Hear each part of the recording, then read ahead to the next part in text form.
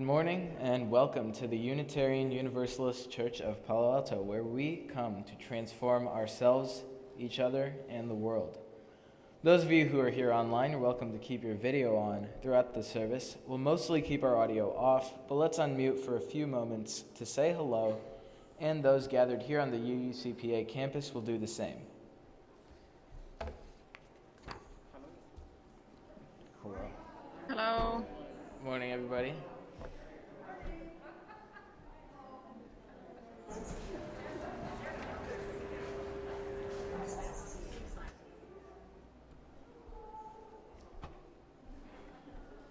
You can see the order of service by following the link in the chat. If you're here on the UUCPA campus, you can scan the QR code at the welcome table for an electronic order of service or pick up a paper copy there. And now, let us begin our service.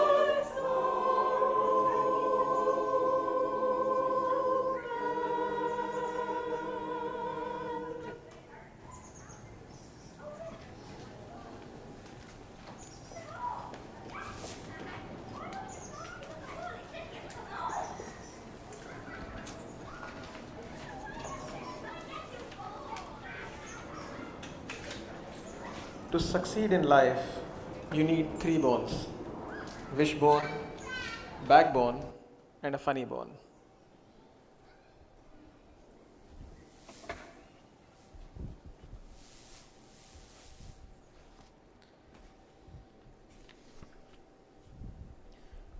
With our centering words each week, we draw on the many sources of our living tradition. Today's words are from Michelle Olak. And then I learned that spiritual life has nothing to do with being nice. It was about being real, authentic, having boundaries, honoring my space first and others second. And in this space of self-care, being nice just happened. It flowed, not motivated by fear, but by love. As we follow the sound of the bell into silence, we allow ourselves to arrive here fully.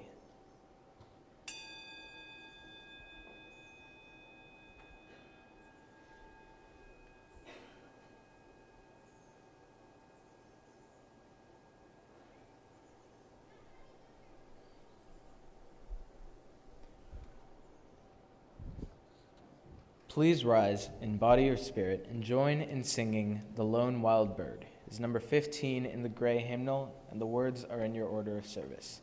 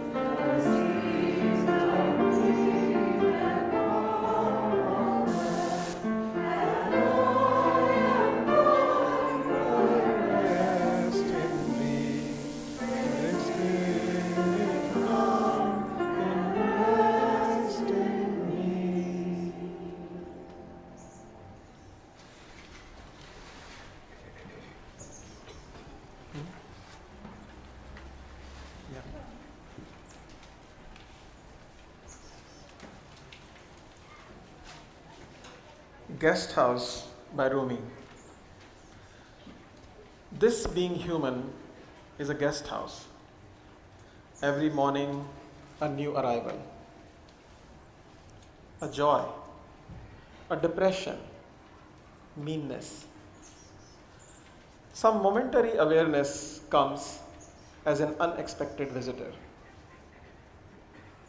Welcome and entertain them all, even if they are a crowd of sorrows, who violently sweep your house, empty of its furniture. Still treat each guest honorably. He may be clearing you out for some new delight. The dark thought, the shame, the malice. Meet them at the door laughing and invite them in. Be grateful for whoever comes, because each has been sent as a guide from beyond.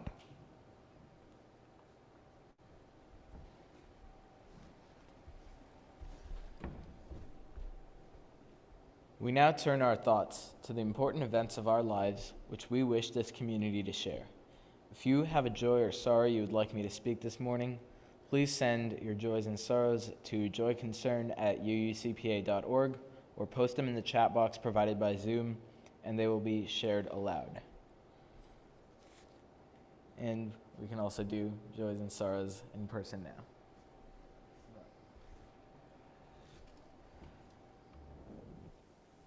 Let us now take a few moments of silent prayer or meditation to hold all that we have heard with compassion and care.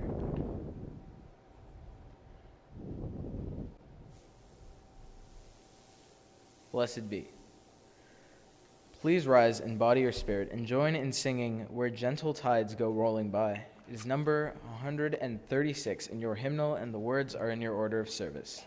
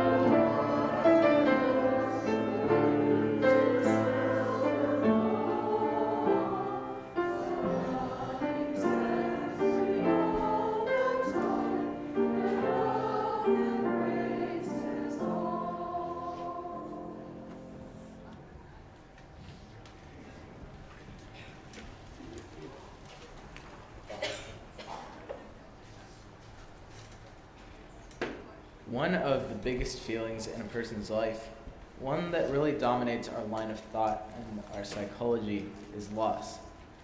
From a beloved friend or family member, or even a past version of ourselves that we've lost, we can feel a space in ourselves that we'll do anything to fill.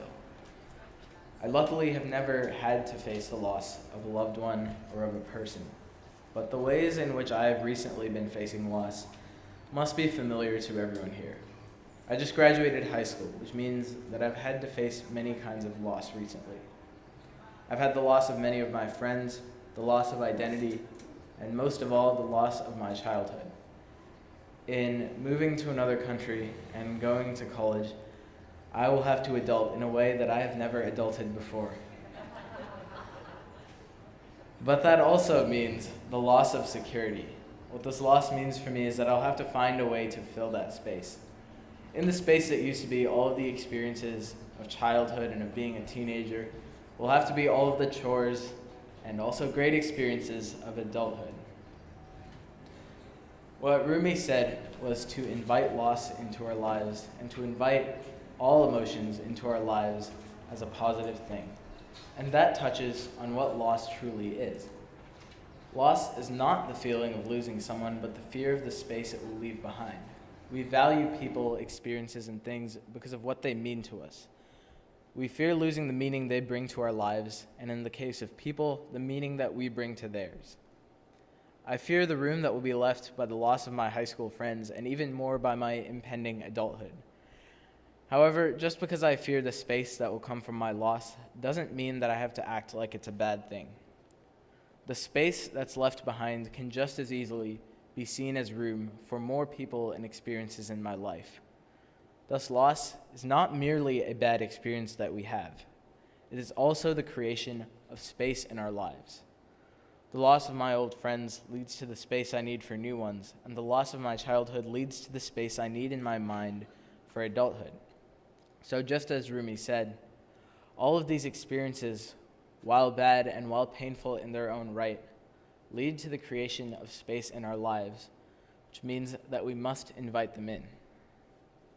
Leave some space for yourself and try to see loss as not just something you have when something bad happens, but also an experience that allows us to bring new energy into our lives and continue progressing no matter where we are. Because, once again, as Rumi said, we have to invite everything, even loss, as bad as it is, must be invited in. One interesting thing about Arav is that you never get to know what exactly he's going to say, because he keeps it with him until he comes here, and we have done this many times before. But he just amazes me every time, and thank you, Arav, for those beautiful words. The reason I'm standing here is because what I'm going to say is more like a sharing than a speech. So I'm going to just pull my chair, and we can imagine that all our Zoom friends are also in the room, sitting with us. And I'm going to be talking about pain, and hopefully something which is valuable for all of us. It's a little bit intimate for me, and I feel like if I do it this way, then I feel a little bit more bonded with the community while I do it. I don't have a direction for any of you, but I have directions or things which I have followed. I don't have a map, but I have a topography, a place, a territory, which I have experienced over the last few decades. The first time I realized that I was in pain when I was about 20, and that was in 1994. It came up as a confusion. I felt that I was at a loss. It actually felt like I had decoded the pattern of life, and it seemed pretty hopeless. It seemed like we will be moving from one institution to another, like a family to college, marriage, another family, job, and then we die. And I was pretty astounded by that realization. I was feeling like it doesn't make a lot of sense for us to carry on. It's just kind of, we just go on and move from one institution to another. I know the pattern. This is exactly the pattern I'm going to follow. So what's new in this? I thought that I will go and talk to somebody about it. And there was a professor in my college who used to teach a class called Science and Humanism. And I went to talk to him, And he seemed like a pretty interesting guy who had like a lot of things to say about humanism, so I thought he might have something to say. He told me to just go talk to one of the students, fellow students. He said, "Hey, why don't you talk to Abhay and find out like what he has to say?" That was a very interesting answer. And I went to him, and he did not say it, like he did not brush me aside or anything. He just kind of told me as if he was giving me some valuable advice. And when I went to this friend of mine, um, he talked about meditation. He said, "Oh, we do meditation, and this is like really good. I'm really happy with it, and all that." And I thought, okay, this is cool. I would like to try meditation. So then I went on and tried meditation for about a year, and then I went back to my teacher and then said, I still feel I'm really painful. Like my experience is always very painful. I feel like I'm in, and what now I realize it was more like shame and numbness, pain, emotional pain and physical pain, which I felt all the time. So at that time, he suggested I should go and serve other people. Maybe I should do something which can help other people. So I was like, okay, I will do that. And in this next instance, I served in India's one of the highest security prisons and helped people conduct meditation classes. I met a whole bunch of people who were like under trial or convicted of murders, robberies, serial killers, theft, assault. One massive realization there when I talked to those people, and one of the reasons I talked to them a lot was because I was also doing a survey about the effectiveness or efficacy of that meditation program.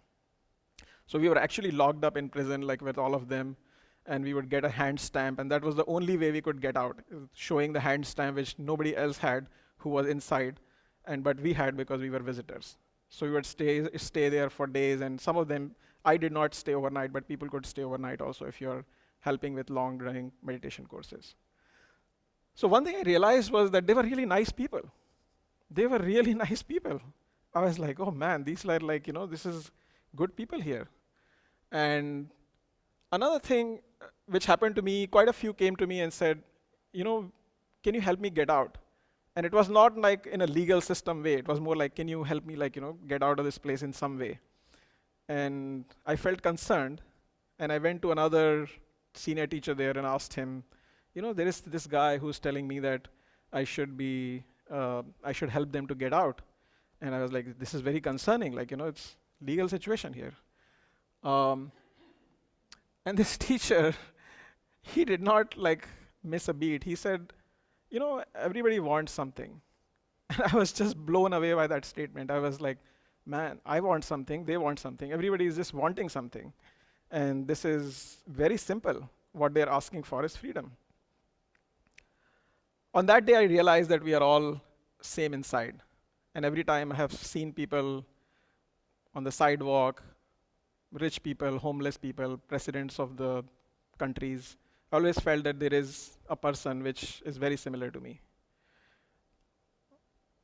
So I continued on meditation, and within 3 years, I developed a significant headache. And now I realize that headache came from trying too hard. There was this, in a lot of meditation techniques, they try to tell you to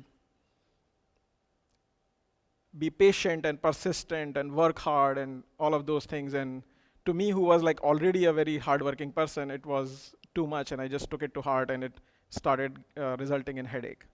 So I stopped meditation, and then I realized that I will probably just go back and do the meditation in a few years. And I just randomly had a thought that after 4 years, whenever I get married, 4 years after that, I will start meditation again. I did not know what marriage meant at that time. But yeah, I get the joke. So Aru and I got married in 2000, and pretty much soon after, in a few months, we moved to the US. And in 2003, we had this most precious gift of our life in form of Arav. And that is a story for another time. But next year, which was 2004, I remembered that I need to continue starting meditation. So then I started meditation again, and then I went on, practiced the same meditation technique for 10 years. I went to retreat after retreat, 10 days, like really worked hard every day, meditating for 9 hours or so in those retreats. And I did maybe 6 or 7 of those. And then I sat every day. I constantly felt ashamed, numb, dull, and in pain all the time. Meditation made me feel relaxed for a bit right after I meditated or came back from the retreat, but I fell back into this feeling of numbness and dullness and bodily pain. On the flip side, I was also started thinking about my career, and I got very serious about my career. We live in the Bay Area, so that's kind of comes with the environment. Um, I grew severe anxiety, and so much so that I was, and this might be familiar to a lot of people. Once I have started talking about it, a lot of people tell me that they also experience this, that they get up in the middle of the night, they are very anxious, and they can't go back to sleep until they are, until several hours. And this is what happened to me for several months. Then I would catch an hour of sleep, just like from 2 a.m. to 5 a.m. I'm awake, I will sleep a little bit, and then I will get on with the day. So one of my friend introduced me to another meditation, and he in fact insisted me, the same guy who introduced me to the first one, he said that, there is this meditation you should try, it's called loving kindness. And I tried that meditation, and my first reaction with that meditation was that the reason why I kind of resisted doing that meditation was because it talked about smiling. And in my life, there was no smiling. It was either going crazy or feeling numb and painful. So I was like, okay, doesn't even sound like meditation. But he insisted, and I tried, and it was loving kindness meditation. And it provided me immense relief. So one of the first lessons I would suggest, or on the map or the territory, is loving kindness was a major healer for me. And this is when I got to know of a person who's very special in my life, Reverend Doug Kraft. Doug was a UU minister. He had just left UU ministry at the time. He was a minister of UU Church of Sacramento. And he just stopped that around the time when I met him in 2014. And he to go full time into meditation teaching. And I did many retreats with him. He also became my therapist, and he has been a therapist as a profession. He is like so talented. He has written books and being a therapist and UU minister and whatnot. So we went for many, many therapy sessions for many years. I started realizing what was wrong with me or my experience. I started seeing that there was this sense of abandonment and abuse which happened when I was a child, and that was still with me, and that was the one which I was trying to mask throughout with shame and anxiety. It was hard. Most of those therapy sessions I cried, and then I cried again, and it was just a routine, and it felt better. So another lesson here, I actually recommend crying. I feel crying is a really good thing. It helps relax crying and laughing, by the way, are very similar things physiologically, because it relaxes your diaphragm, and sometimes you come in shakes when you're sobbing or you're crying, pushing down on your diaphragm. It feels good, and it relieves a lot of emotions which are otherwise stay inside. However, I hit a plateau again where I was like, okay, I'm crying, I'm getting better, but I'm just kind of constantly in this still mild fever of pain and problems and anxiety. In fact, anxiety increased a little bit more. That's when I encountered a book called Change. It's actually not called Change Triangle, but there is a concept called Change Triangle, which by Hilary Jacobs Handel. She introduced this concept that we use defenses to suppress our emotions, like talking too much, working too much, eating too much, keeping quiet. There are so many people have defenses in terms of trying to not allow themselves from feeling or drinking or whatnot. So everybody has their own.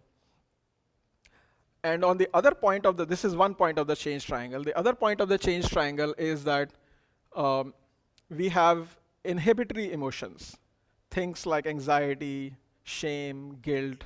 And these are the things which hold emotions down. They're really good at holding emotions down. And in some ways, they're really useful because if you don't have shame, and if I'm feeling like really bothered by something in a meeting in my office or workplace, I will be yelling at people. But that's not what I'm supposed to do because I will be kicked out of my job pretty soon. So this is a good tool, but at the same time, sometimes it goes in overdrive. Anxiety, worry has its own energy. It tells you to you need take action, do something, but it can go in overdrive. Remorse can be a good thing, but sometimes it can turn into guilt. So that is the second part of the change triangle, that we need to understand that we have defenses, we need to understand that we have these inhibitory emotions, things which are blocking. And once I went through a lot of that exercise of that change triangle, I realized that I could identify shame, guilt, anxiety as three different sensations in my body and where they happened and how they happened. And that was a big clue because I now know that I'm not feeling bad, I'm feeling this. There is a name for it. And the third part of the change triangle is core emotions. Things like joy, excitement, anger, disgust, and so on and so forth. Her theory is that if you were to able to traverse your defenses to inhibitory emotions to core emotions, when you experience those core emotions, you will be guaranteed to feel joy and peace. So why does that not happen completely for us is another story which I'm going to tell you in a few seconds. But that change triangle helped me a lot. It put a framework for my experience, and I was able to understand what was going on. Then, during those therapy sessions, actually, Doug is, one other thing about Doug is that he keeps learning new things, and he's probably like 75 or 78 or something, and his big project right now is understanding neuroscience and what neuroscience says about consciousness. So he introduced me to people like Jaak Panksepp, Anil Seth, Mark Soames, and I have books of all of those people in my home, and I keep reading about them and learn about them. It actually changed quite a bit for me once I learned about neuroscience of how our mind works, and that was like another level of understanding. I want to pause here and take a pulse on this talk so far. So just to like start off, like a basic question, has anybody suffered here before? Okay, okay. So we kind of at least connect at that level. Is anybody who feels or has felt blocked in their life before, like kind of same thoughts keep coming to them, and they feel like there is no out and there is no easy out? They have out in other situations in their life, but there is something which keeps bothering them, keeps coming up to them.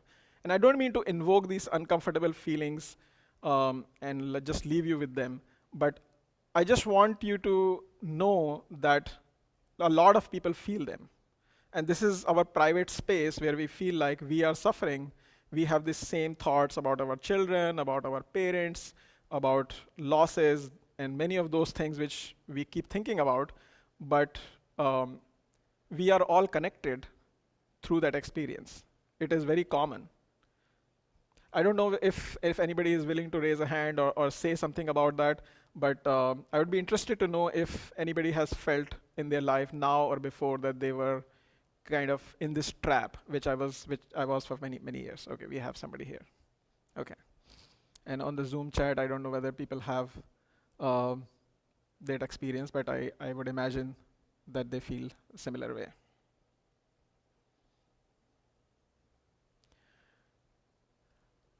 Is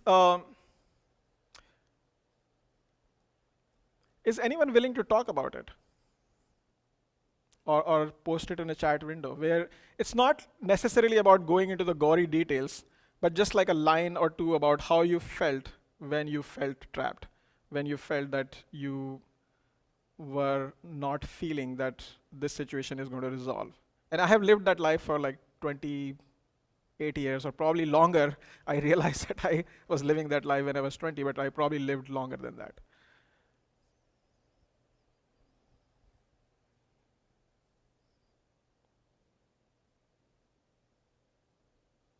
maybe we can bring up the chat if anybody is willing to say anything about it or interested to say anything about it rather. And it's okay if you're not, we can always chat later on as well. Okay, we do see that people relating to that experience. The reason I wanted to go into that is because I wanted to talk about neuroscience and psychology, and anytime those words come up, it sounds like some academic exercise which is not related to our experience. It's something somebody else does for some other reason. And I want to tell you that that's not the case. So, okay, yeah, so we hear about the difficult problems in today's world, in our country. So I agree with that. It's not only personal, it could also be things which affect us at a national level, at a human level, at global level. So starting with Jaak, his name is pronounced as J-A-K, Jaak Panksepp. He is no more, but he did decades of research on emotions. His research was mostly empirical. He tried to prove that humans and mammals and even birds and even fishes experience emotions. He is actually fondly known as rat tickler. Rat tickler. So he actually proved that he could tickle rats and they would laugh. So there is a grainy video on the internet somewhere where you can see him do that. And the rats are so fond of that that they will follow his finger around because they want to be tickled. Why is it important for us to know that rats feel the same thing as we do? Is because if we believe in evolution, this part of the brain is actually much more fundamental than the part of the brain which developed later on, which thinks and which plans, executes, and all of those things.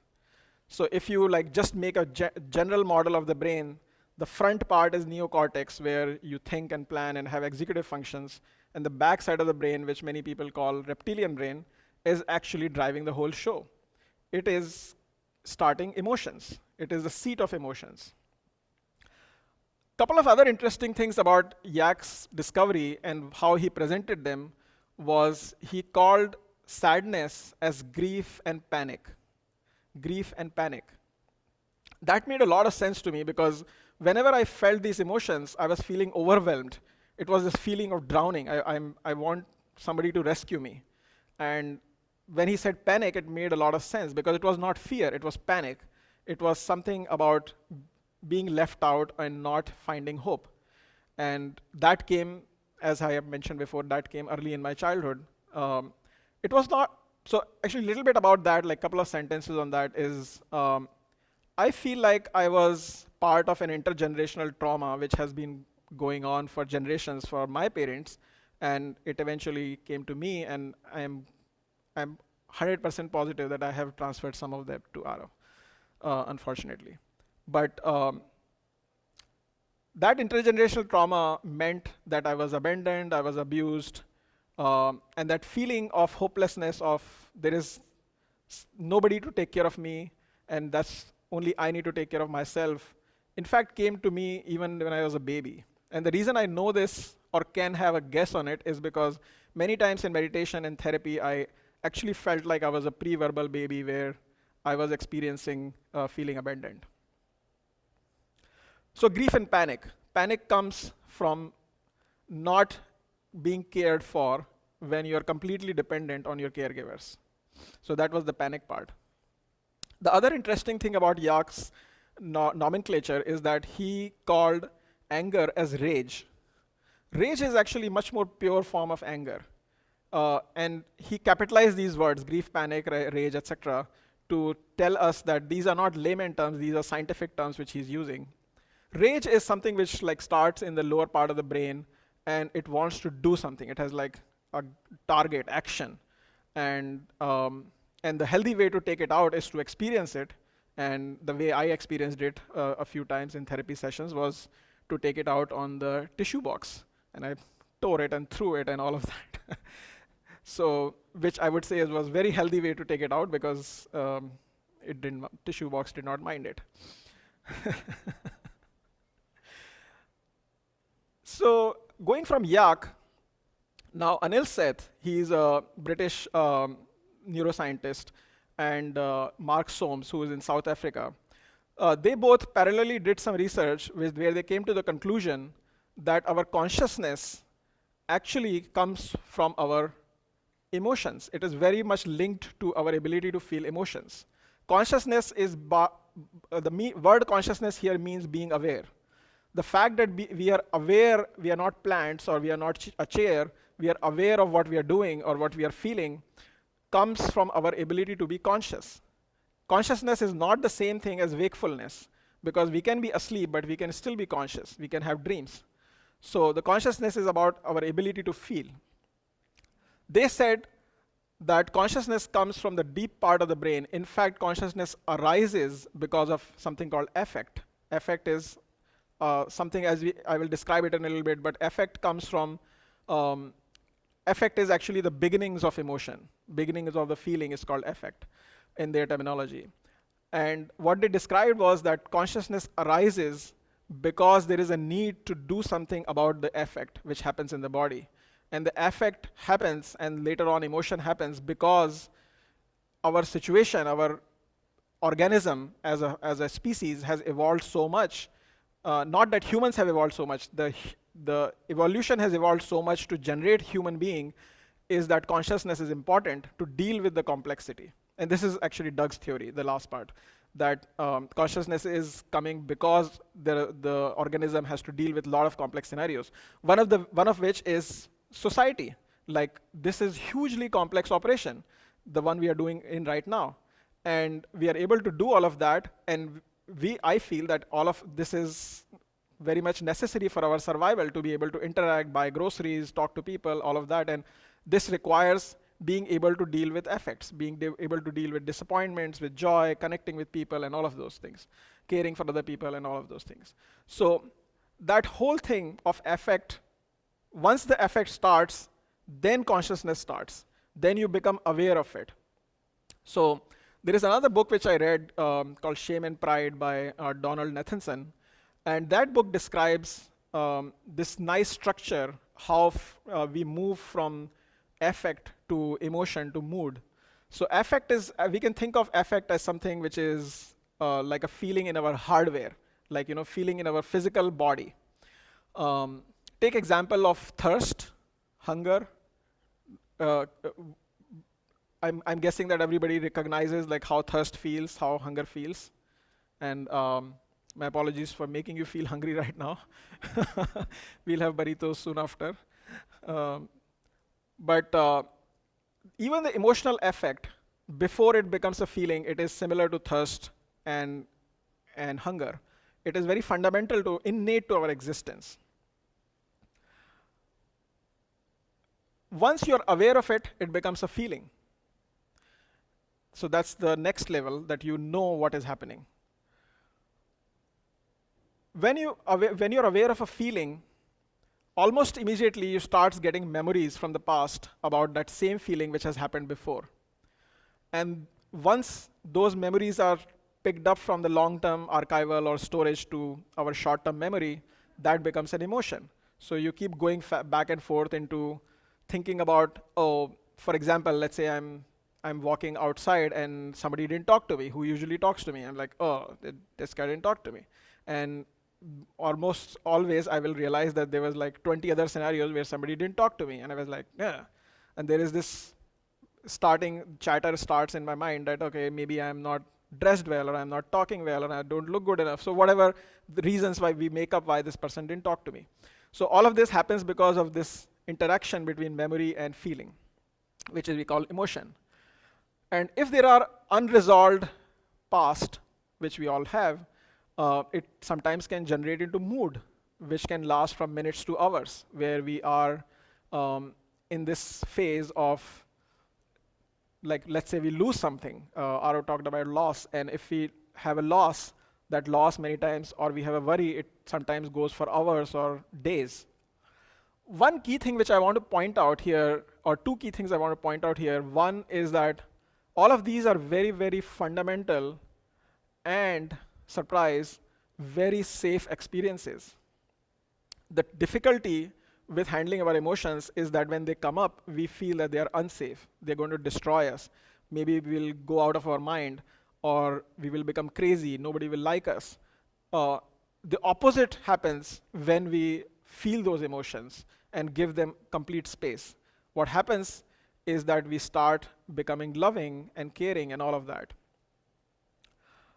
I was recently in a meditation retreat a few weeks ago, and for about 10 days.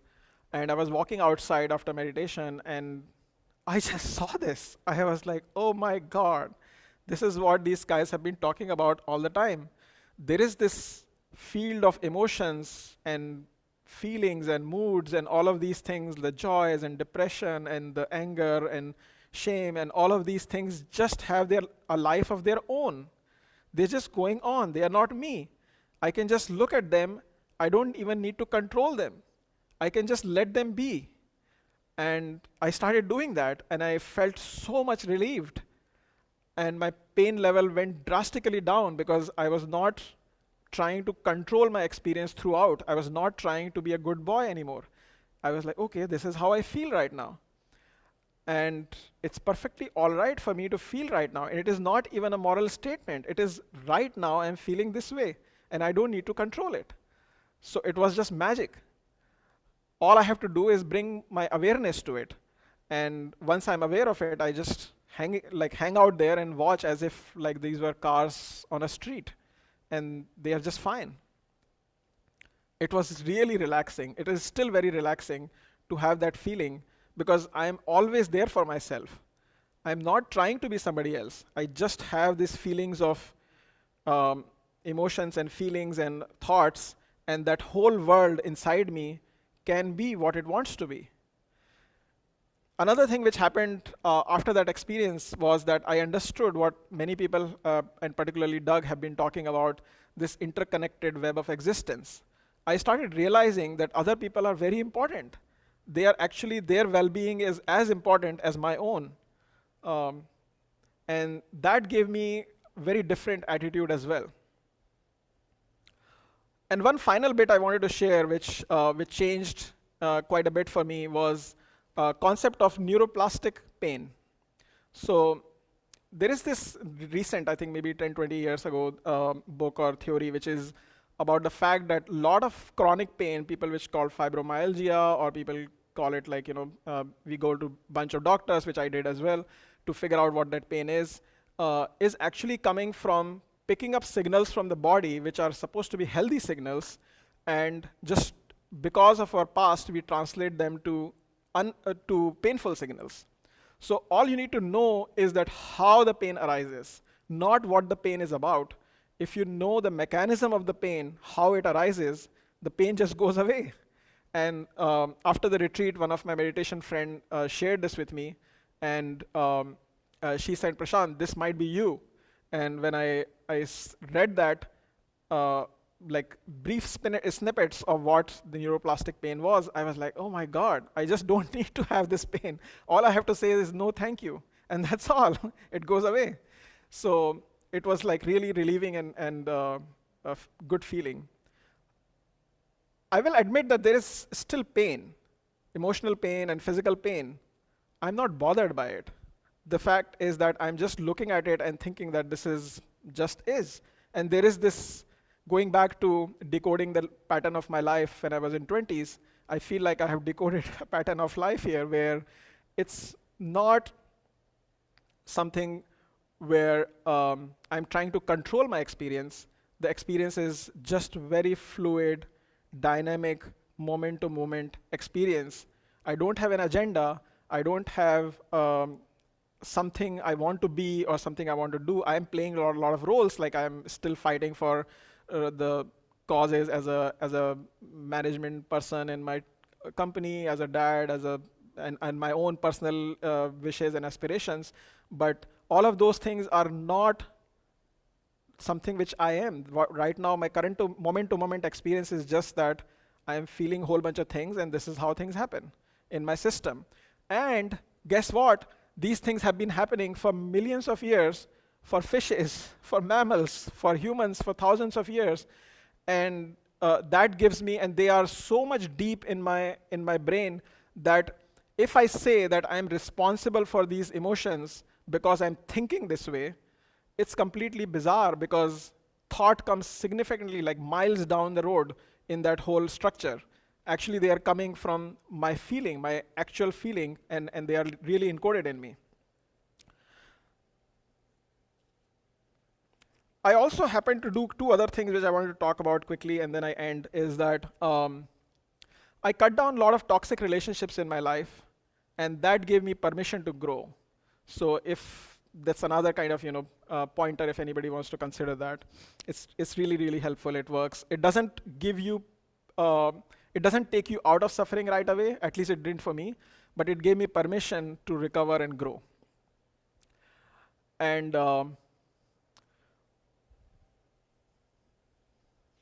one final thing was that in my meditation retreat, I talked about what I was ashamed of. And I started, I thought that I will have a list of 5 or 10 things, and I talked to my meditation friends, 6 or 7 people who were doing the retreat with me, and said, I would like to do this. And I know them for many years, and they're very supportive, and they said, yeah, I would, and we discussed like what could be the negative impacts on them, and they were like all supportive, no, we should do it. And I talked about it. I thought I might have a list of 5 or 10. I ended up with a list of 70, and started with my physical appearance, how I talk, my accent, and so many things. But it was very, very relieving experience. So if ever you find a safe setting where you want to talk about what you are anxious about, what you're guilty of, what you're ashamed of, this could be a very, very healing process, going back to the change triangle. I would like to end with a song which has become extremely favorite of mine. And this is by a person named Jim Scott.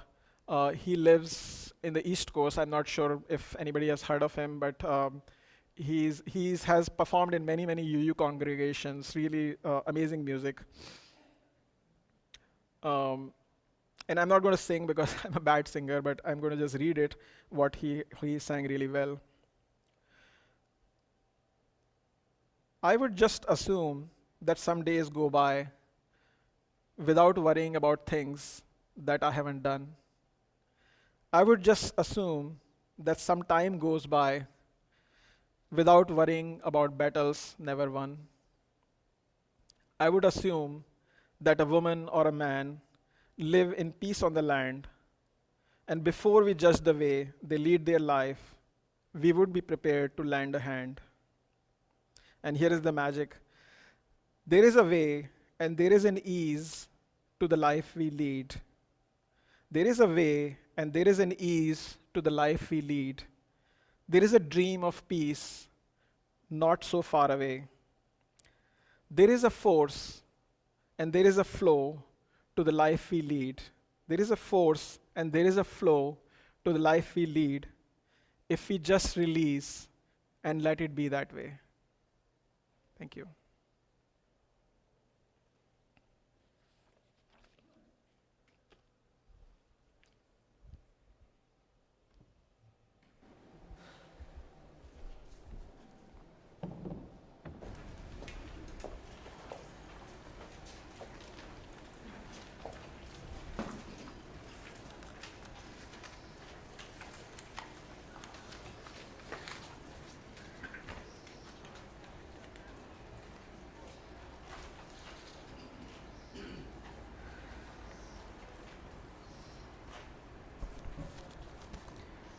We create this space together, not out of wood and glass, nor even out of electricity and binary signals, but out of our presence. Wherever we are today, we have chosen to be together, hoping that together we can do so much more to make our lives into all that we dream of, and make our world into the one we hope to see. If we are moved by gratitude to each other, we may choose to support with whatever financial resources we can this community that we are creating and that is creating us. The offering will now be given and received. The order of service gives a QR code and link, and also information on using text to give via Give Lively.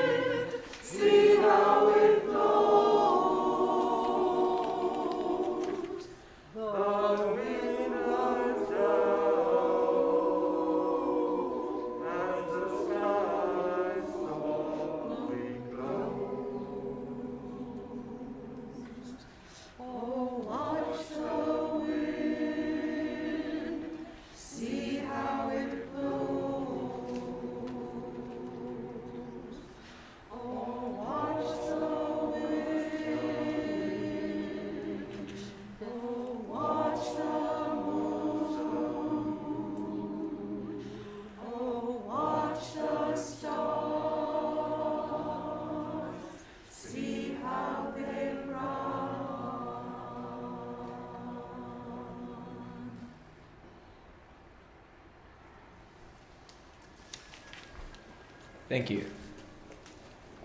Please rise and body your spirit and join in singing I've Got Peace Like a River. It is number 100 in your hymnal, and the words are in your order of service.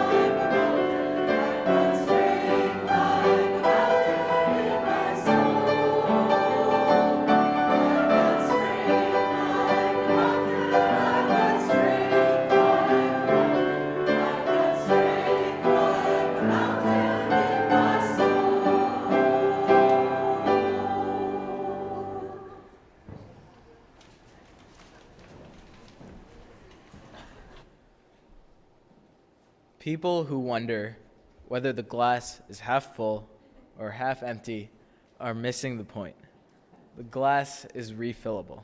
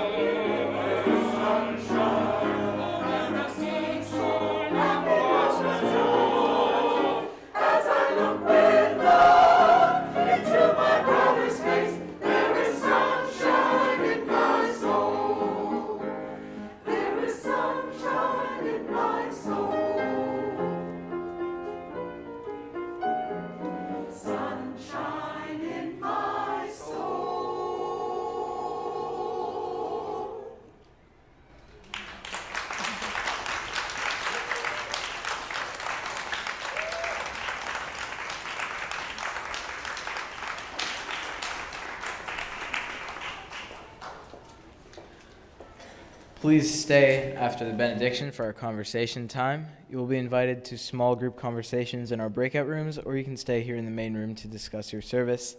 Now for the people on Zoom, please unmute yourself, turn on your video, and touch hands virtually, or put up a hand to your heart and another out to others while we say our benediction together.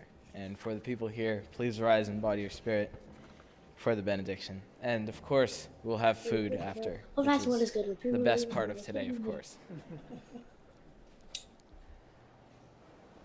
Go out into the world in peace. Be of good courage. Hold fast what is good. Turn no one evil.